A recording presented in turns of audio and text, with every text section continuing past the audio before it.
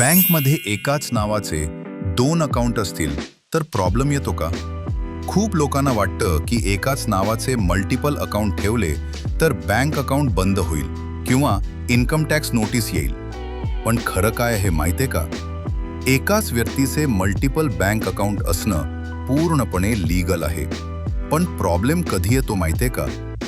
जर तुम्ही खूप अकाउंट उघडले आणि त्यामध्ये ट्रान्झॅक्शन्स क्लिअर नसतील किंवा सस्पिशियस ॲक्टिव्हिटी असेल तर बँक किंवा इन्कम टॅक्स डिपार्टमेंट तुमच्यावर नजर ठेवू शकतात. आणखी एक महत्त्वाची गोष्ट, जास्त अकाउंट असतील तर मिनिमम बॅलन्स मेंटेन करणं आणि चार्जेस भरावे लागतात.